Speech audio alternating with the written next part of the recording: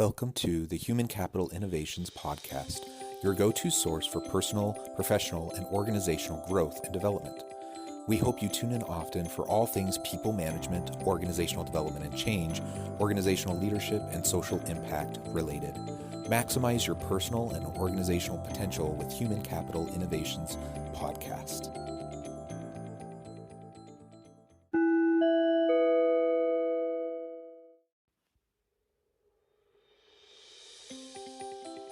Welcome to the Human Capital Innovations Podcast.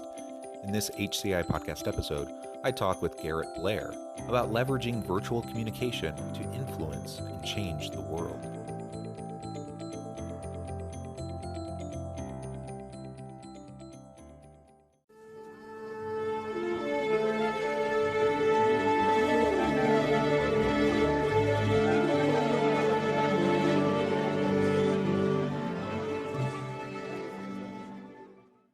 Garrett Blair, welcome to the Human Capital Innovations Podcast. Thank you. I'm thrilled to be here. This is exciting. Yeah, I'm thrilled too. It's always fun to meet new people with new different backgrounds. And I interview a lot of people on this podcast, and your take and your focus is slightly different than what we normally focus on. But I think it's also very, very important. And so I'm excited to have this conversation and share it with listeners today. We're going to be focusing today on leveraging virtual communication to influence and change the world. And you bring expertise in live virtual communication and all of the trainings and workshops that you do in that space. And I think especially considering we're still in this pandemic and we're still largely and predominantly communicating with people in virtual settings like you and I are right now. Yeah. It's really important for us to understand the principles behind effective virtual communication and how we can leverage that to make it the difference that we want to make. Because I think one thing is clear, that pretty much everybody out there wants what they do with their life. They want to have meaning and purpose, and they want it to matter. They want to make a difference. And the way we portray ourselves, whether we like it or not, contributes or detracts from that. And so if we want to be the change we want to see in the world, and we want to have a positive influence on others, we just have to have that kind of a focus. So I'm excited to share your expertise with listeners. As we get started, I wanted to share Garrett's bio with everybody. Garrett Blair is on a mission to build an elite force of live virtual communicators who can leverage the medium to create a competitive advantage and influence change worldwide. During the pandemic, he's been busy crafting revolutionary techniques and methodologies, which now make up his live virtual communication playbook and approach to performance coaching for public speakers. Garrett's no stranger to the business of effectively communicating ideas, with 20 years of education, curriculum development, and theater, stage performance, and direction experience. He trains corporate sales teams with members across the country, coaches TEDx speakers, teaches online workshops, leads webinars, and works with private clients, all of which usually happens before lunch. What's important to Garrett is that anyone who has an idea to share has the ability and that they have the skill set to change the world. And I just love that. I love your focus, everything that you're doing. Thank you for your contributions. And before we launch into the conversation, anything else that you would like to share by way of background or personal context with listeners today? No, I just want to say hi. I'm really excited to be a part of this discussion. I think that, that this device has sort of, exploded, right? We kind of turned into a Zooming culture overnight a little over a year ago. And, I immediately went to looking at how are we now communicating through this device.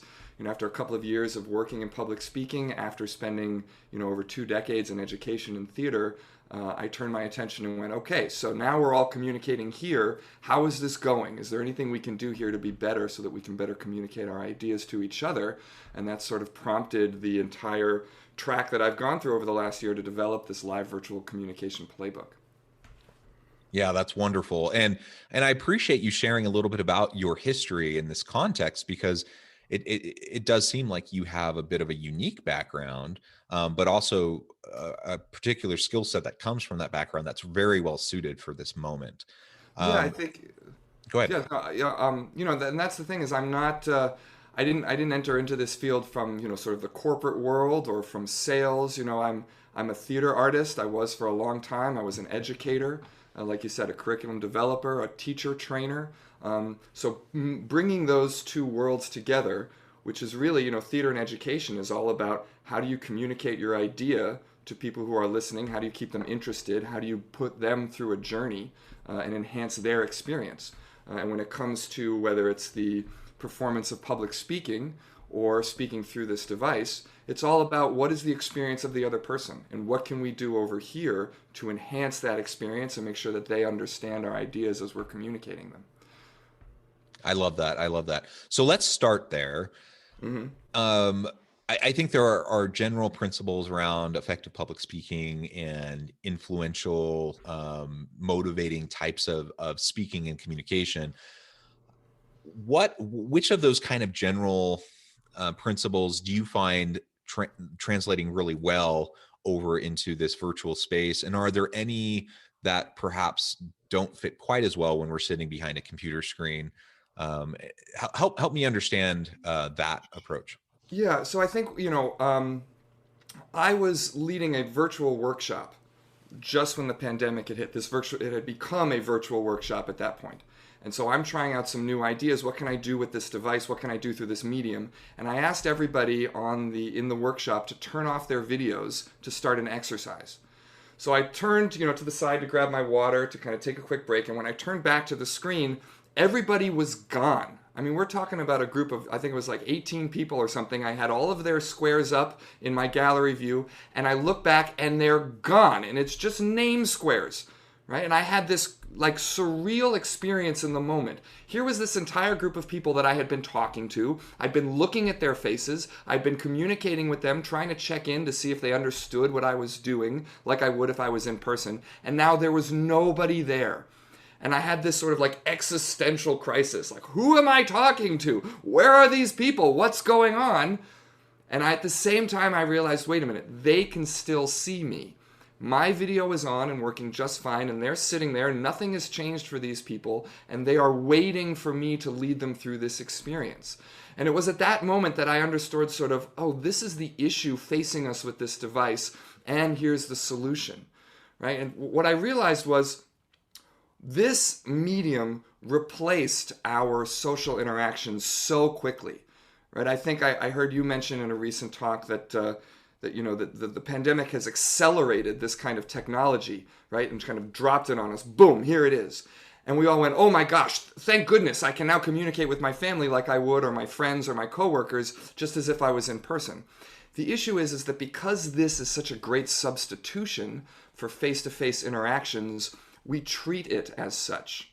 It feels as though we are talking to each other as if we're in the same room. So we use those communication cues, and our brains are primed to receive those cues. The problem is that the device skews those cues and misrepresents those things. So for instance, very simply, if I look at your face on my screen and talk to your face, well, I mean, what do you see me doing? Do you see me looking at you, or does it look like I'm looking down, Jonathan? What do you see? It looks like you're looking down somewhere else. Right. So, but I feel like I'm looking at your face. But what your brain is telling you is, oh, Garrett's looking somewhere else. He's not as interested in this conversation. He's thinking about something else. I don't have his attention. He hasn't gotten it. So our brains are interpreting that cue because the device has skewed that information. And yet our intellectual side is going, no, he's looking at you, right? Where he's part of this conversation. And that struggle between the interpretation of communication cues and our brains going, no, it's okay, he's listening. That struggle is what I think contributes a great deal to our Zoom fatigue and is one of the things we're not talking about. Right? We're not talking about that misrepresentation of cues. And there are a whole host of communication cues that we use that through the device get misrepresented. So what I started to do was go, okay, as a theater artist, as an educator, I'm always concerned about the experience of the other person. Well, what if everything I do on my side of the camera is 100% about their experience? So I'm going to look into the camera, and we hear that all the time, but it can't be stressed enough. Look into the camera. Why? Because now you see me looking at you, right? And that communicates my intention. It communicates eye contact, major foundational cue of communication. And then from that, I built this live virtual communication playbook, which adjusts a lot of our cues, a lot of our communication behaviors to account for the device so that we can enhance the other person's experience, right? If your experience of me is stronger, if you're more engaged, if you're more compelled because of how I'm interacting with the computer, then I'm doing a better job of influencing you, of changing your mind, of giving you an experience that's going to affect our interaction. And so while I see a whole lot about how to take breaks, how to make sure that you're mitigating your Zoom fatigue, how to have better Zoom meetings, what we're not talking about is the fact that we have missed the boat in a way on creating that etiquette and that playbook for this medium. You know, we have etiquettes and playbooks for everything, whether it's your phone or your email, text message, TikTok, social media, all this stuff. We now know how do we interact, but we haven't done that here. And I think that's a really important discussion to have. Yeah, that's a really good point. And I was just reading something, man, it was probably just last week, about turning off your own video, or not so other people can't see you, but so that you can't see yourself. And that the value that can actually have in reducing Zoom fatigue. And it's like this natural human nature draw for you to look at yourself when you're on the screen, right? So right now, the way I have this set up, because we're putting the video on YouTube, so the way this is set up, we're side by side. So if I'm looking at you, then I'm not looking at the camera. If I'm looking at me, then I'm not looking at the camera. Now, I actually have some glare on my glasses, so it's probably a little bit difficult for you to see anyways. But either way, like if I'm not looking at the camera, then it seems to the person on the other side that I'm not paying attention, fully invested in them, paying attention to them, giving them my full focus. And so that's just one more element that actually is fairly easy to adjust. We can adjust and tweak the settings in our Zoom or Teams or whatever, so that our picture is minimized. We can see everyone else. Then we aren't tempted to like stare at ourselves or notice when we make a weird expression, or like if we need to scratch our nose or whatever, right? And then all of a sudden that isn't the focus, because it's not about us. It's about the people that we're communicating with. Right. I think it's surprising how much we want to look at ourselves and be like, how do I look? Oh, I'm talking to myself. You look great. Aren't you a stunning little guy sitting right there? We really do. And actually in my course, I address certain software features. I have sort of Garrett's suggestions of shoulds and shouldn'ts. And one of the things I suggest is to hide your self view for that very reason, right? We are distracted to look at ourselves. Now, the other side of that coin is once you don't see yourself long enough, sometimes we forget that we're on video, and so then we do start scratching our nose and playing with our beards, or sitting off to the side or looking away. So there is a give and take. Or worse, right? Or worse, right? I stand up and you can see that I'm just in my boxers this morning, that kind of thing. So there is, I do encourage people to turn off their self view so that you can focus directly on the person who you're talking to or the group. But then every now and then pop it back on. Make sure you're still in frame. Make sure that you remind yourself, oh yeah, I've still got to be here and present myself in a way. So that's one of the things I talk about in my course, along with several other shoulds and shouldn'ts that I suggest when it comes to the software. Yeah, awesome. So a couple other just real quick kind of practical things I think that we can address, and then let's talk more about the influence, being an influencer and a change maker via the communication that you're trying to get across to people. So I look at your background, for example, and it's a compelling background. Thank you. So kudos to you. Like as soon as we jumped on the call together, I'm like, ooh, I'm like visually noticing all these cool things that you have right behind you, and not because they're distracting, but because it just creates kind of a framing around you and gives me a sense of your personality and all of that. Speak to that a little bit, and then you can feel free to critique my background, because my background is not nearly as compelling as yours.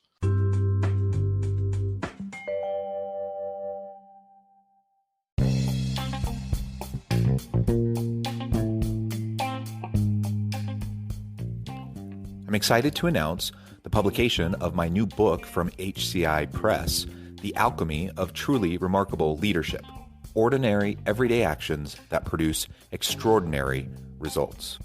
Consider how the nature of work has shifted over the past 50 years, With increased globalization, rapid technological advancement, and the shift in economic composition, the average job of today looks very different than the average job of 50 years ago. What will the jobs and organizations of tomorrow look like? Moreover, what does this all mean for organizational leaders? What are the core competencies and capabilities of organizations and their leadership that are prepared for continued disruption and geopolitical and socioeconomic shifts? Regardless of what the future holds, increasingly, leaders need to be socially minded, data-driven, decisive, champions of talent, and disruptors of the traditional notions of leadership, teams, organizations, and work. The alchemy of truly remarkable leadership will help you to explore your own leadership competencies and capabilities and consider ways to apply and implement them into your workplace and personal life.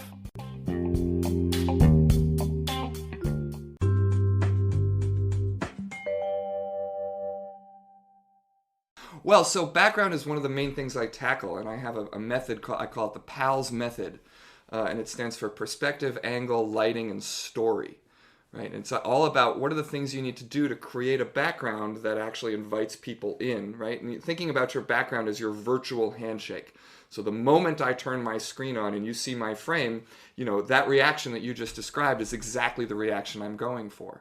And in terms of the stuff that's in my space, thinking about two questions that I ask is, one, what do you want the other person to think about you, right? I want you to think that I am blank.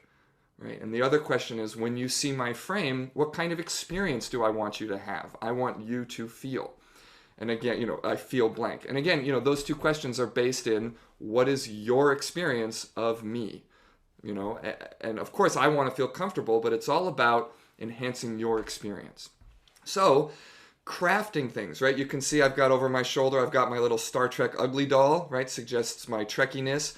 I don't know if you can tell the models down here, but I got some space, my Star Wars Middle Earth models. There's a slide rule in the background over here. I've got, as we talked about a little earlier, I think, my rocket ship, the Lego Saturn V rocket ship. So all of these things suggest the kind of person that I am, the things that I'm interested in, my training, my background. And they're crafted in a way so that, like you said, they're not distracting, but that they are interesting, right? They allow you to dive into who I am and what my world is, and then prompt maybe some conversations about the things that we see, which might lead to other conversations, right? So that's a big part of it, right? A lot of people say, I don't know how to get on, I don't know how to make my background feel great, right? I'm always worried about my lighting. I'm always worried about what I look like and where things are going. And this is a way to go feel comfortable, feel confident, so that you can project that kind of presence you want and give the other person the experience of your virtual handshake. Now, to your question about your frame, here's what I'll say. A couple of things. I would suggest, first of all, your camera is a little high. So if there's any way that you could, I'm sort of looking down at you a little bit, right? Which isn't terrible. But anything that we can do to sort of bring our camera to eye level is what we're going for. I like that you've got this shelving unit over your back, over your, I think it's your right shoulder there, with some interesting trinkets and things. So I think just lowering the camera and allowing us to see that a little more. And then I might even adjust your camera slightly so that the shelving unit is slightly more behind you instead of off to the side, but still at that angle. So doing that, we've created this perspective of inviting you in here, right, to this depth.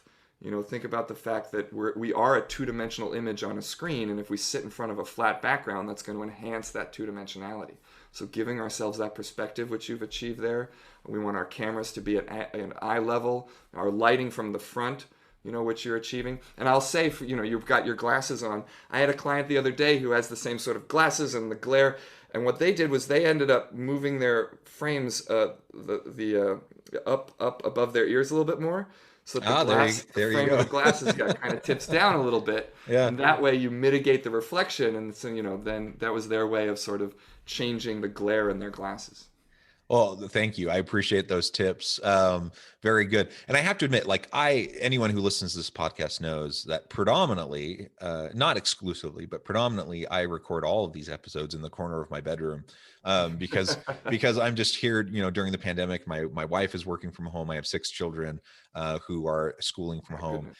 And so, I have a home office, but it doesn't have a door, and so I need to be able to shut the door. So I end up in my bedroom in this corner, and it's probably not ideal, but it works, and I'm making the most of it. And which Well, and raises a question for yeah. me, actually, because all your tips, I think, are well, I understand those, and I think those are great ideas. I'm wondering, because I interview people and I have a lot of interactions with people where they have the virtual backgrounds, and Sure. I've toyed with that a little bit. Hmm. Ultimately, for me, I've decided I don't really like the virtual background because it's just not a perfect, Right. like you just see the Yeah, fuzziness, and exactly. so I've decided I didn't want to do that, but I have no Mhm. problem when other people do it. What's your take on that? Well, again, that, going back to my shoulds and shouldn't suggestion list, that goes in the shouldn't column. And for the same reason, right? It ends up being sort of a distraction. You see the sort of shimmering edge, as your software is negotiating your image in the background. Now, that isn't to say that if you don't have a space, from which to video chat from. And really, when we're talking about space, like you said, like one corner of a room. I had a client who found a spot in his bathroom, right, that he was able to turn into his virtual spot when he needed to do presentations. Nobody knew he was in his bathroom, but he managed to find this one little spot that created this really nice look in his frame. So it might be your bedroom, it might be a closet, it could be the side of your kitchen. So find that one corner where you can create some perspective, and that allows you to create that space. Now, if you don't have a space like that, like you say, you've got 6 kids running around, your wife is working from home, where can I put myself to do my work? Sometimes a virtual background is necessary. And my suggestion is to really do some work to make sure that the virtual background communicates what kind of information you want it to communicate. Don't just throw up that standard office look in Zoom, right? Go through, find the room that communicates, this is kind of my personality. I have someone who is doing all of their work and all of their zooming from their closet. That's the space where they can be. And instead of looking at all their clothes, they've put up a green screen and they've gone through and they've found a really good virtual background. And about virtual backgrounds. Please make sure that your virtual background looks as if it's shooting straight, the camera is looking straight at you. A lot of virtual backgrounds make it look like the camera is shooting up at you and you see the ceiling. And that creates that sort of upward angle, which is a little uncomfortable after a while. So, whatever virtual background you're looking for, make sure that it is a straight on perspective. And then do the work to make sure it's clean, it communicates who you are. And this person is also, they've added their sort of company logo as a picture on the wall, like creating perspective. So they've done the work to make the virtual background something that they can use. So if you need to do that, make sure you put in the work and effort to make sure it communicates who you are and that it's clean. That's my suggestion for the virtual background. Yeah, well, that's wonderful. All right, in our last few minutes together, I thought let's pivot now. Yeah, You've already mentioned this several times throughout our discussion about the ability to positively influence and sure. drive change, and that happens through the way we communicate. And I think we all Hmm. know that, but we also find ourselves in the grind day in and day out of like being in all these meetings and kind of jumping from one meeting to the next. And I think it's really easy for us to just forget or lose our focus Yeah, on how we're portraying ourselves and what that means for how others receive our message, right? yes, and right. we and we don't, I don't want to go to pointless meetings. Hmm. I don't think anyone does. When you're not in the room with somebody though, and there's a screen, it's very easy to forget how Yeah. I'm being visually perceived, how that's going to influence how others, perceive my message. So what takeaways would you have for us, about what we can do to increase our influence, increase our ability to be change makers? Because I think that's really what we all want to accomplish within our Yeah. teams, our workplaces, anyone we interact with. I saw a post about an article about meeting strategy, and the person who posted their comment was, "Don't go into a meeting without knowing what must be different when it ends." Right, which I thought was brilliant. It framed any interaction, any meeting as a journey.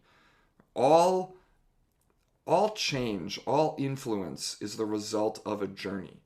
People don't just go, oh yeah, that's a good idea, I should do that, right? Intellectually, we may know the argument is sound, but what makes us change our mind, what really influences people, is the experience that they go on.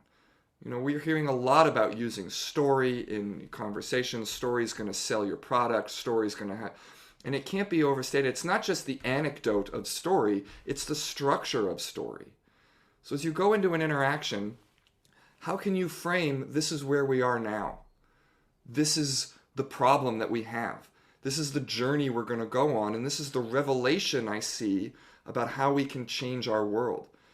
Giving everyone a journey, going through an experience, that is what is going to compel people to change their minds and follow you. So when I look at this sort of live virtual communication training, as I've said, for me, the entire premise and foundation of this training is everything I'm doing on this side of the camera is about the other person on the other side. It's their experience that matters the most. And so if I can do my work to lead them through a journey, then I'm going to bring their emotional mind into this, their emotional intelligence. I'm going to move them through some cathartic experience, even if it's talking about third quarter numbers and what our projections are for fourth quarter and next year. If I can frame that information in some sort of journey and experience, I have a better chance of influencing. And when it comes to the device, what's important to think about is what's at stake. What's at stake for the person on the other side? If they don't do what I ask them to do, or if they don't change their mind, if they don't, respond to my call of action, then what's at stake for them? And I can use those stakes to up the level of importance of this conversation. And if my conversation is really important, then it doesn't matter if I'm looking into a camera or I'm talking to a rock or a starfish. I'm going to communicate with urgency and intention and passion and focus because it's so important. So I think those are the two things when we really want to try and bridge the technology to reach each other, is how can I offer someone an experience of our interaction? And then why is this so important? And can I speak to their stakes, right? This is for your betterment, right? That's why this is important. And that drives an authentic delivery through the device. I love that. Thank you, Garrett. It has been a real pleasure talking with you today. I appreciate all of your insights, all of your tips and suggestions. Before we close today, I wanted to give you a chance to share with listeners how they can get connected with you, find out more about what you're currently doing in your world of work, and then just give us the last word on the topic for today. Sure. Well, I guess I'd say first, everybody has the potential to communicate powerfully through this medium. Whether or not you're a great in-person speaker, you can be just as great, if not more powerful, through the medium. So if you're interested in training, if you're interested in learning how to up your Zooming game, you can go to my website at garrettblair.com. That's GarrettBlair.com. And the first thing you can do is just type in your email address and you will get my LVC Essentials. These are 4 crucial skills that you can use to 10x your Zooming game. Really simple things. Print out the PDF, stick it up next to your computer. Beyond that, you can navigate to courses.garrettblair.com, where you can see my LVC training course, live virtual communication training course, as well as my small course, the PALS Method, which is a quick 20-minute module that'll help you craft your great background in your virtual handshake. And beyond that, scroll down to the bottom of the page and fill out the contact form. Let me know what your goals are for you or your team when it comes to virtual communicating, and we can set up a chat to see how we might be able to achieve those goals. Finally, what I'd like to say, we can do a better job communicating through this device. Right? We have all accepted that we are all at home, we're all sort of looking off to the side, there's other stuff going on. We've kind of accepted that level and standard for this medium, and I'm saying we can do better. We can change the way in which we interact. We can develop a new skill set to really be able to leverage this device to create that competitive advantage and influence change. So hit me up on the website. Let's learn how we can all join this elite force of live virtual communicators and change the world. Awesome. Thank you, Garrett. It has been a real pleasure talking with you today. I encourage listeners to reach out, get connected, find out more about what Garrett and his company can do for you. Check out his trainings. And as always, I hope everyone can stay healthy and safe, that you can find meaning and purpose at work each and every day. And I hope you all have a great week.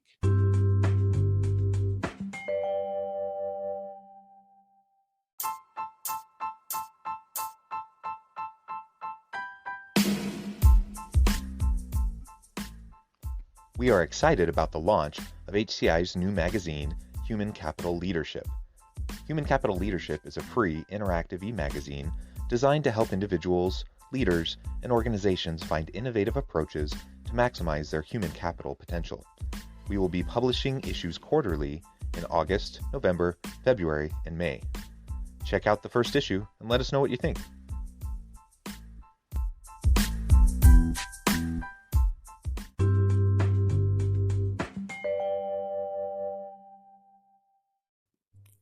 Thanks again for joining us for this episode of the Human Capital Innovations Podcast. I hope you stay healthy and safe and that you have a great week.